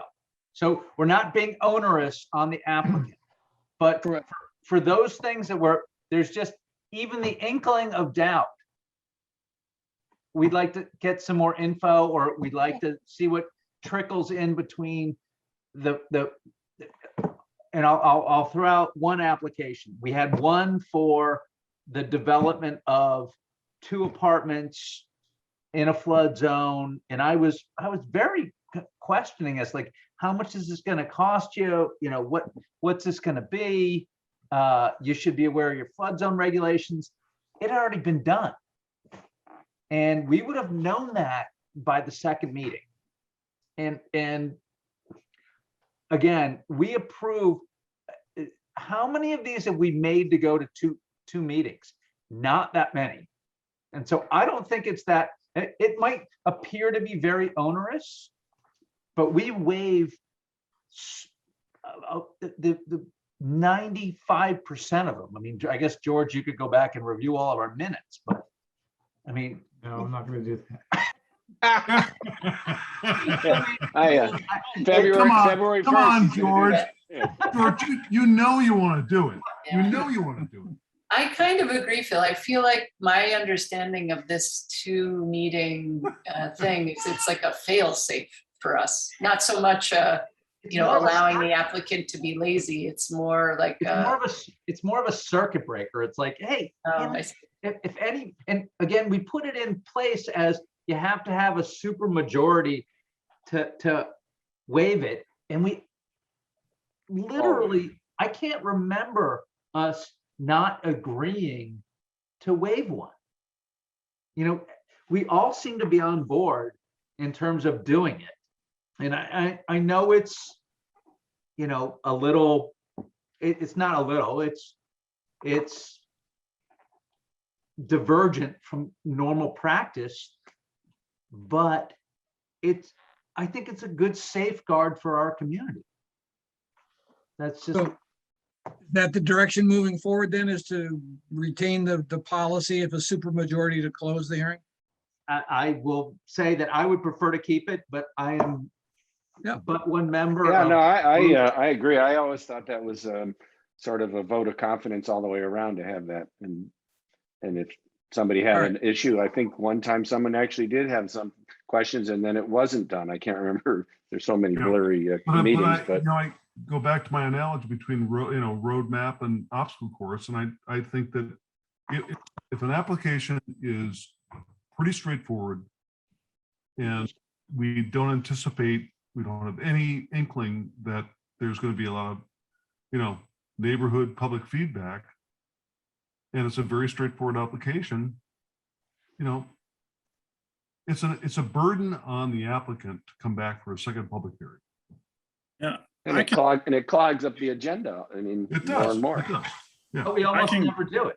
I Like, can kind of literally. see, it both ways. I can understand the point of I forget who said it, but the concept of like bring your A game when you come. And it's the same is true with if it's a public meeting that in theory, the neighbor should have been notified, public should have had the opportunity. But if they Um, don't bring their A game, then the commission can assess that it's not their A game, and they set the second public hearing. But they can also have situations where they did bring their A game, and the second public hearing was like, boom, boom, boom. Anything Yeah. more you Right. want to present? No, we're good. Like literally, it's Well, and what I was going to 5 say, minutes. Phil, was that the other side of it that I can see is that I would imagine if you polled the public on this question, the vast majority would want it to be two, because they would feel like that gives them more opportunity to hear, to see that it's coming up, to plan to go to the meeting, to to be have fully their. evaluated. You've got to be kidding me. How many people come to planning and zoning meetings unless they're adjoining neighbors? I mean, Well, I don't, hold on. Well, yeah, but also, I mean, I hear what you're saying, Sean, but we're clear about it. Like, in terms of the roadmap, if the roadmap says it will be 2 meetings, then it's Unless. clear to the applicant, whereas if it is more discretionary, then I see that as creating more problems for the applicant. If they know that they plan for 2 meetings, rather than maybe they can get away with 1 meeting. And we could throw them a bonus after the first meeting and say, hey, I'm cool with this. Is everyone else good with it? We can talk and make a motion. Again, I think we do that 95% of the time. Jamie, I get your point, Jamie. I just think, we're trying to remove unnecessary roadblocks to applicants. And, Absolutely, yeah, no, your perspective, I understand. And your perspective is from the public, the other citizens that have an interest in the applicants, the applicant, and what they're trying to do. I see it from your point of view, but I just think from my point of view, we ought to be removing roadblocks and creating less of a burden for applicants and not more. That's. It just seems to me that, I'm not sure I have clear consensus on this, since the commission's current scenario is that they default to a continuation. I'm going to continue with that approach. I think our next step in this process is going to be a public informational meeting. We're going to continue to talk through the regs, and if we decide to modify that, but we're going to go ahead with the default that the commission currently uses, and then we can reevaluate that in the future. Is that okay? That sounds That's good to great. me. Thank you. Everyone good with that? Yep. yeah, Yep. sounds great. Yeah. Glenn, I'm not sure if this comes up or we've already discussed it, but just on this point of like ambiguity for the applicant, I feel like we've tripped up a couple times with that waiver of a professionally prepared site plan. Do we? I think we just address need to be that? more, I think we just need to be more assertive as a commission. Explicit. Yeah, I'm not sure there. I But I think, think the commission fabric changes, and I think it needs to be clear what is a professional maybe site that's plan. true. I totally agree. Totally agree. I mean, Well, I plan on being more assertive at least, because I don't like that back and forth. I agree, Jamie. I think you can't argue with safety and you can't argue with professionalism, so. Right So now, have we clarified what is the actual definition of a professionally done site plan? With a raised seal. Yeah, exactly. Right. So that's what it says now? I think this is the language right here. So this is the page in your regulations. Bear with me for a second. I guess the, Page que- 9-6. like you're saying, it's an appropriate professional. I mean, I think it should be a licensed professional. honestly, like some people would say that that means an architect can do it, but like I wouldn't really trust an architect to do a site plan and know all the engineering involved. Like, I Well, mean, but if they put their I professional started out as seal an on that. architect, so Well, I can give you a quick thing, like, for example, I'm submitting soon to the commission a site plan, I mean, a landscape plan. And the landscape plan needs to be a professional landscape architect, not a landscape designer. That was specific. So I agree with everything you're saying. It should be more of a licensed, whatever, engineer. I'm just saying surveyor. sometimes people come to us and say, oh, my architect is going to stamp this. And like, I'm telling you, architects don't know anything about site. Yeah, but I think Frank's, I can never, what do you go by there? He goes by, It's my daughter, Francesca. Just call me Frank. he actually goes by Tank. I'm going with Francesca. Anyway, Landscape architect's different, but I'm just saying. yeah, that is a specific genre for the landscaping of the site. But I think when Correct. you do road profiles or building placement or any of that stuff, it has to be a surveyed plot plan. Yes. But Shows that's my point. meets- So Bill just mentioned the key word, survey. An architect is not doing a survey. Nope. And a survey is key. Well, and that's why I'm a little worried about this appropriate professional language, because that's not, that's even less specific. It feels Right, like. that's very general. Glenn, is there wording that we can put in as opposed to appropriate professional, say licensed surveyor or licensed, you're better. That's it. That's only there is only a surveyor. You hire a firm, there's an engineer on the firm and a surveyor, and the two of them are different. But the surveyor is the guy who goes out and gets his equipment out and lasers everything out and ties it out and Identifies that's the pins and makes the map. and stamps them. Maybe you allow us, maybe you require it and then allow us the chance to waive it if we want to, Yeah. but like, I don't mean to overcomplicate this, but as a homeowner, I just wonder if there aren't folks out there that feel like that is cost prohibitive.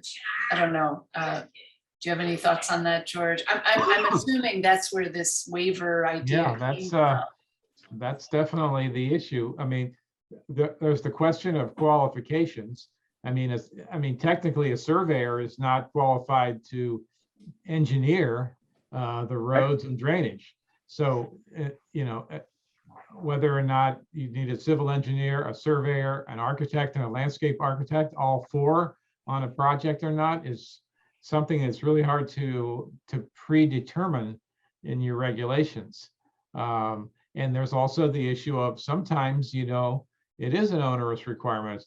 The Zoning Board of Appeals has gotten into that a little bit too, with a requirement that an A2 survey be required. Now, I think that's a reasonable accommodation there, but the way this is structured, it leaves the staff with the judgment as to what qualifications the applicants, professionals really need to meet. And that's probably the safest way to do it. I mean, the Connecticut law, the building code does require that architects be hired for certain types of buildings. I don't know whether there's a comparable requirement for an engineer to do certain types of projects. Clearly, I'm sure the Department of Transportation has qualification requirements for road designs. I don't know whether the town has any such qualifications for road designers, but I think the best bet for us is probably to go with this appropriate professional language and defer to the staff as to the judgment as to what kind of qualifications are actually needed in a particular application. I think unless there's an existing plot plan and unless there's an existing, meets and bounds on a lot. Like, for example, if I wanted to put a shed on my property, I can pull out the plot plan that was done when I built the house, and I can go in and sit down with the staff and I can say, yeah, it has to be 12 feet away from here and 10 feet away from here. And they can, you can pretty much measure it out. But if in a case where you're going off of the GIS mapping that is completely not accurate, to a large extent, I don't think that that's adequate for placing structures or showing where structures are or shouldn't be. I understand the issue. I mean, I've become very much aware of this recently, doing the job of the permit reviews. In the last several months that I've been doing this, not a day goes by where there aren't 3 or 4 applications for generator permits. We require that generators be meet the setback requirements for an accessory structure. An applicant comes in and draws a little dot next to the house and said, this is where the generator is going to be. I can see clearly that it's way far away from the property line. Am I going to require that they have a surveyor demonstrate to me that the generator is more than 12 feet from the property line when it's obvious it's 200 feet from the property line? No, but aren't you looking at a plot plan? Example. That's an extreme example, but that's the kind of, I think, question that Jamie's raising here. Yeah, I mean, if your house was built in the 1700s, you may not have a plot plan. So Right. I just think we need to maybe, I like your idea, George, about some of the state criteria or if we could just have a little bit more information around the criteria that requires a professional, because I mean, I'm just trying for better than what we have now, which seems to be like you know, we can waive it or we don't waive it, and I'm not really sure why we're waiving. It can be crayon or pencil. Yeah, right. Okay, Going but back to Hargraves, Crayon, yeah. But not to belabor this too long, sorry, but aren't part of what we're doing on revising these regulations is to kind of mitigate some of the things that are coming before us that don't necessarily need to, in which case, aren't we trying to get to the point where what's coming before us is things that we actually need to see? And shouldn't we therefore, if something's coming before us, shouldn't we be requiring, like, I don't mind being more restrictive of things that have to come before us. Like, obviously generators don't come before us. So that can have its own slightly different rule, but if it's coming before us, then I don't know, maybe we could be a little bit more restrictive. And I agree with Scott. This language is more restrictive than what we have now. But it does give the zoning enforcement officer the discretion to say, well, it's not really needed.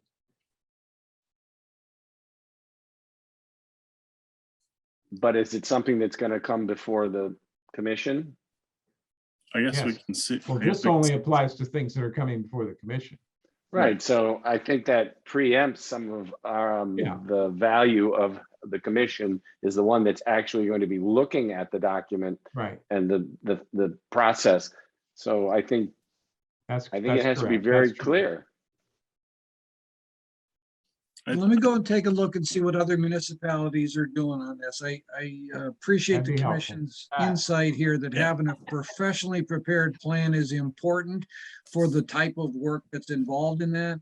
I can also see the other side that sometimes we say that, you know, a sign modification requires a site plan application, and it's a sign, it's there on the ground, so we don't necessarily need an 8-2 plan for it. So, but let me make sure that we tie in the language about engineer, surveyor, landscape architect, et cetera, and appropriately or professionally licensed to do the prepare the type of plan which is being submitted. We can't have architects certifying site plans. That's really putting their professional registration at risk. It makes no sense, and we shouldn't permit that. So I'll take care of that one. Good. You're welcome. Thank you. I think the next type of application that we were at was regulation amendment, and this is also then followed by a map amendment application. You're probably familiar with the protocols here in terms of the way this section is laid out. The application requirements, then the proceedings, flow chart, decision considerations, document the application, and then following approval. Making a note here. Same thing happens with regard to a zoning map amendment or a map change. Again, the application requirements, what needs to be submitted, the proceedings, what's going to happen. Got a note here, tell the PZC. So we're requiring that a sign be posted and notice to adjacent property owners for a map change. And then Okay, so there's a provision in your current regulations that the notice is directory rather than mandatory, and the failure to send the notice shall not deprive the commission of jurisdiction to act on the amendments or otherwise be a basis for, wow.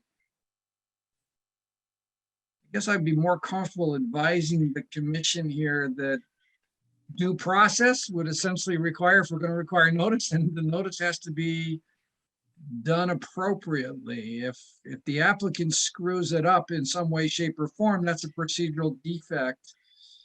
So I'm a little worried Yeah. actually about this language. Do you remember what Chuck So said on instead this of if one? it's a policy, you want to have if it's due process? I think that was something that Chuck recommended at one time, but I don't remember him commenting on it when we reviewed this with him previously, Glenn. All right, so I'm going to make a note here, ask Chuck on this one, Yeah. okay? So Yeah, I maybe, can't remember George- how that came out. There have been multiple applications done in my tenure where signs have been posted and blown down, rain blew them over. They're inside, inside houses. I mean, just huge numbers of times where they've been defective, proper notice. Is this saying that we're basically saying we're waiving that, or that they just? I think what Chuck was saying here was there's nothing in the statutes that gives you the authority to require this. We chose to require it, the signs, for example, but he wanted to, caution us that, we really maybe didn't really have that authority. But I think Glenn's correct. What we need to do is double check with him. Okay. Because that's most people's, other than the abutting neighbors, it's most people's notice as to what's going on. Right. I'll check with Chuck on that one. The next section here relates to the Zoning Board of Appeals.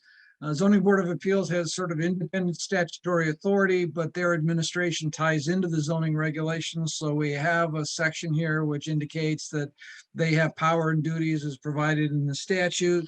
One of those is the appeal of an enforcement decision, which goes to them, and how that gets processed. We also have variance applications and what those are all about and how those get processed. So people who find themselves in that situation know again how the application will be processed. As George has indicated earlier, there's Zoning Board of Appeals. Aaron worked with them in terms of language about when an as-built survey is required or improvement location survey or other types of plans which would be appropriate for the variance. Glenn, have you defined hardship within this regulation? Some towns do and some towns don't. So I'm just looking back here, Phil. Bear with me for a second. In theory, variances from the zoning code are supposed to be the result of a hardship, not a desire. And, Yeah, it's been a little loosey-goosey at times, from what I can see. yeah, that sentiment hasn't been expressed before. I think the Zoning Board of Appeals have different operating procedures in different municipalities. But it's, I mean, you that can full give them a definition of paragraph. hardship and they'll still find it. The first paragraph says hardship in it. Right, but I think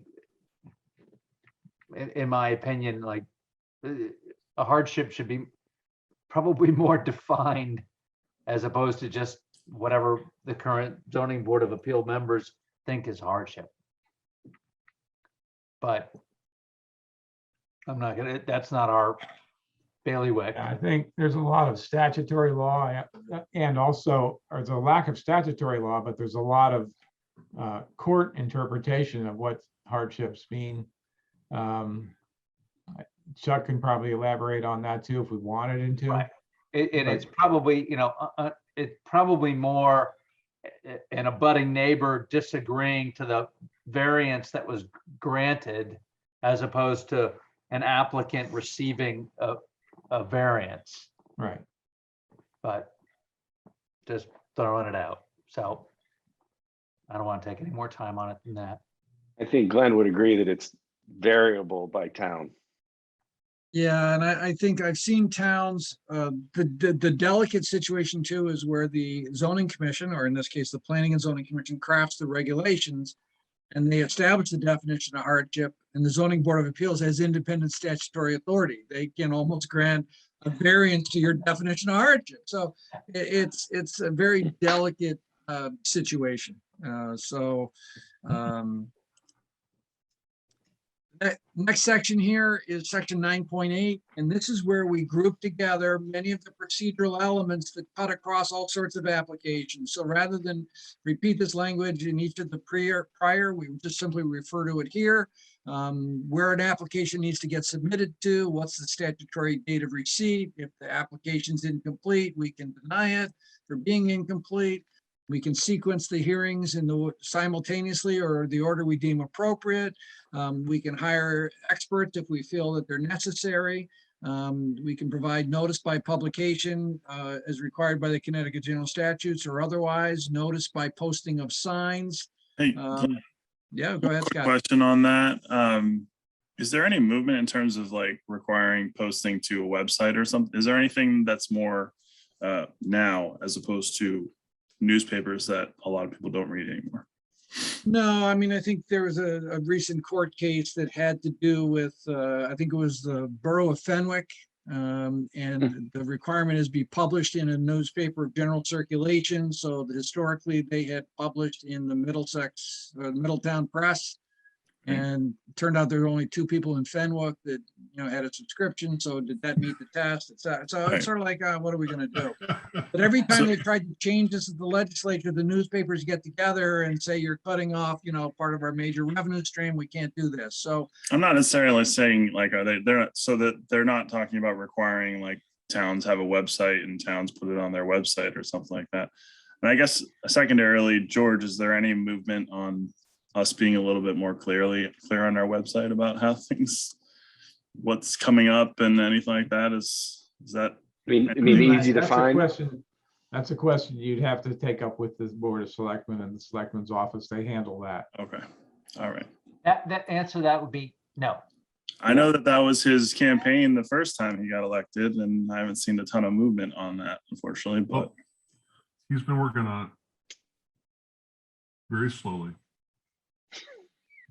So the section also includes requirements for notice to nearby property owners, notice to adjoining municipalities for projects in proximity to town boundaries, provisions in the statutes related to notification of water companies with regard to public water supply watershed. So again, these are sort of things buried in the statute, buried in the regulation, are all organized here and referred to back in the other sections to try to make things simple for people.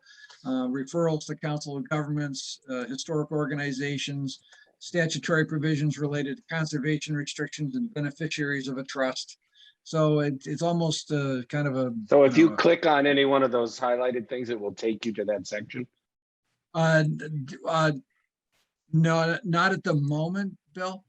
So, I mean, I mean, these could be hyperlinked at some time in the future. I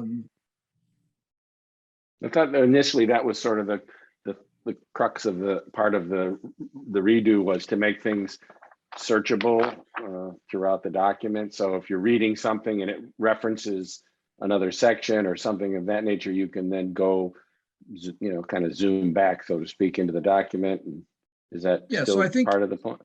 internal hyperlinks are easier to do because essentially the management of the document is internal. The challenge we also always have is that websites change around or web addresses or things get moved. And so we link to something outside, either elsewhere in town or in a state document, and it may or may not move. So I just made a note here to look at that concept. Hyperlinking to something outside the town website does expose, one of the things we should all be concerned about is, ransomware and everything else. I mean, we establish hyperlinks outside our town website. You know, it's. Now, I was more referring to linking within the document itself. I understand. That's great. And that's what I think it should be limited to, which I think is a great idea. I'm just saying, if there's a reference to something that could take us outside the town website, I think is. No, I know that's a problem because It's a bad idea. I know a nonprofit that's having a terrible time with their spam. You know, people are somehow getting into their system and just it's a mayhem because I don't know how they're doing it, but I know that it's a problem. So I agree with that. But I just was curious if they still considered doing it within the document itself. Let me ask So you guys a the question. question is whether Glenn can help us do that, or whether that is something that staff has to tackle, or, you know, how is that done? It's a great idea, but it takes some work. It's not too bad. I mean, I think Word allows it to happen internally within the document is pretty straightforward. So you find the operative phraseology here in terms of let's say this is a section in the regulation. You simply highlight it, click on the add hyperlink, and then you link it to that part of the document. So that's pretty straightforward. The other thing that some communities have done is taken advantage of this space on the page here to put, for example, if there were 10 sections of the regulations, there's little tabs here on the side, which are quick jump links to section 2, section 3, section 4. Yeah, I've seen that. Yep. Yep, And so that's a great idea. Yep. all right. So I can, at this point in time, we have been maintaining the sidebar because that's just a great place to put comments, tell the commission about this or ask the commission about that. There will come a point in time where that sidebar could disappear, or as we've just talked about, we could put, tabs in the sidebar. Let's make use of it. Yeah. Yeah, I like Like a that running idea. table of contents. It's open space, you know. I mean, it's open real estate. Let's make. George, has the town ever considered going on to Muni code? I don't, not that I think with the other town ordinances we have, but not with the zoning and subdivision codes. Okay. Yeah, What I mean, was I your find question, that Jamie? Muni code is a online sort of posting of municipal codes and ordinances, and you can Google, like Guilford, Connecticut zoning ordinance, and it'll come up in your browser, and it has exactly what Glenn is talking about in the margins to go from space to space, and then it's posted off of the town's website. It just gives more control to Google. It's. It also gives a little bit more control to the public, but Right. Yeah, but however you want to. ultimately the Google. The Google. So Glenn, what's our next step in this process?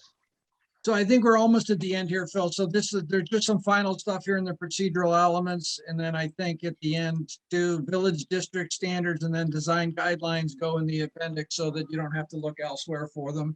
And that's essentially the regulations as a whole. So I think I had a conversation with George. My recommendation to the commission for your consideration would be to go ahead and make changes to these regulations to reflect the conversations that we have had, to clear out as many of these sidebar notes, such as on this page, tell Planning and Zoning Commission this, and then have a public informational meeting. We get the regulations out and try to schedule the meeting. And I'm optimistic that we might be able to do something in January so that we can take advantage of George's availability and report back to the community some of the changes we've made and get their thoughts and feedback. And I think what that would then do is allow us, the commission, to get back together again, take a look at the changes that have been made to reflect your input, talk about what we heard from the community, and then move towards wrapping up any additional changes on these sections prior to moving ahead with adoption. So the direct answer to your question, Phil, would be, I think the next step, I feel, would be a public informational meeting. And I would, as quickly as possible, prepare a revised draft for that purpose.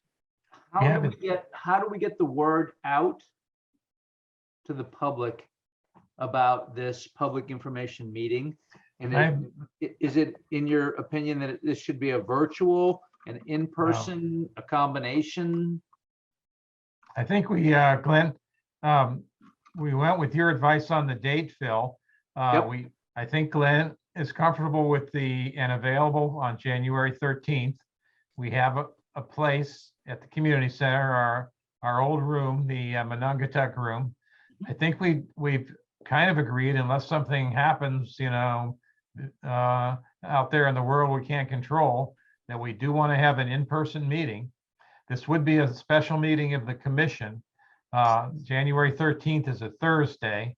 Glenn would be there to facilitate a kind of a brief introduction to the subject, maybe highlight some of the areas that we are most interested in input on, and then have an open workshop kind of session. We would do as much as we can on the town website about this meeting. We'd also try to get the Courier to do a story on the zoning code and all that we've been through, and make it somewhat interesting, hopefully, and give them something that can be a front page thing between now and January 13th, and try to drum up some interest that way. We could like just make up some stuff that's very outlandish to get people out. Right. Oh, I'm busy. I just checked my calendar, George. I'm busy that night. I can't do it, but I we'll wonder, put Phil in charge. yeah, would you all be open to sort of targeted request for comment and feedback? I know that, Glenn, you had consulted with the power users in the early stages. I mean, providing them with the draft and the ability to comment. Also, I had the opportunity to attend the Safe Streets Task Force public meeting regarding their new sort of study and set of recommendations. And recommendation number 1 was get these ideas implemented into the zoning code. So, I just feel like we could take an opportunity, in addition to the public meeting, which sounds wonderful, and outreach, but utilizing some of the power users within the community as well as the task forces, and giving them an opportunity to review and submit comments. So a little bit more time to digest the information than a workshop. Yeah, I think in a perfect world, I'd like to have everybody actually show up so they hear each other, what each other has to say. Because if one group says narrow the streets and another group says widen the streets, but they think that they're the only ones who communicated this to us, they put us in the middle. But if they're all in the same room, we can sort of recognize and do that.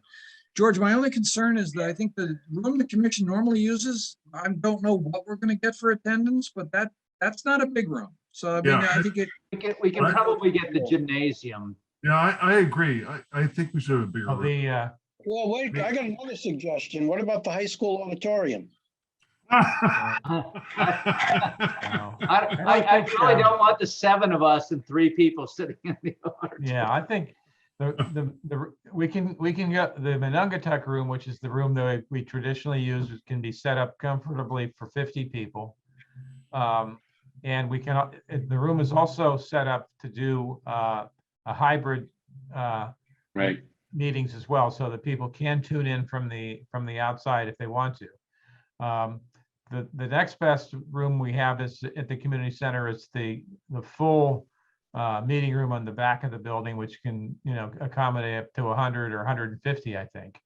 But by the time you get to that size, you've got a group of people in the front of the room that are sort of participating, and the rest are really not so much participating. So I don't know. It's a quandary.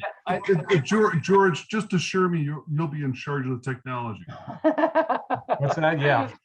So one of the things I'd like to just do, if we could, at our next meeting with Glenn, and I don't know if we have one scheduled between now and then, is go through all the changes or all the sidebar items, just to make sure that we've kind of checked the boxes and gone through them. I don't know if we ever made any decisions about drive-throughs. I don't know if we ever made decisions about other stuff that we flagged as concerns. But before we head to a public meeting where we're, facing the public to answer what this new zoning code is, I really don't want to face it and say, Well, what's this yellow box on the side mean?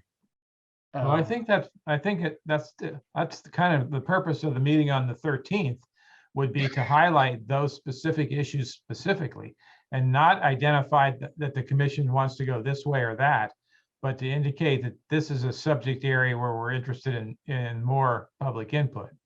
Right, we have to provide the opportunity for that input and Right, and exactly. consideration of the input. And we would also, between now and the 13th and certainly beyond, we do, we are in touch with these power users as we've described them. Many of them are waiting right now for an opportunity to comment. And I think this is the time for that. Whether they do it on the 13th or whether they do it separately, they can choose. But I think all of that information would be kind of brought together sometime, hopefully in January, so that we can get to some final conclusions. All So right. I guess I was confused. I thought Glenn was going to remove all the sidebars, but we're going to leave some specific areas for discussion publicly. Is that what you're saying? Yeah, I think my sense, Bill, is that if there's a meaningful dialogue in there that, as Phil indicated, we haven't talked about yet, then I'm going to clear those out. But for example, one of the yellow boxes was this question about automatic continuation of a public hearing. The commission has given me that feedback. So as a result, that's going to clear out 6 of those notes in the sidebar, and Okay. we don't need to go back and visit them. So I think it continues to be a guidance for us as we move forward and share ideas and see what we get for feedback. And will we be able to I look at it ahead of time? Will we be able to sort of look at what's been left in and what's not, and before the whole meeting? Or Well, I think the challenge is, so January 13th is about 5 weeks away. I'd like to have the regulations out for the community 2, 3, 4 weeks in advance to the extent that we can, so that people have a chance to ponder these. I mean, for the commission, there's 292 pages worth of stuff here. You use the regulations on a regular basis, but for other people, they're going to have to kind of ease into this just a little bit. So more time's better than less.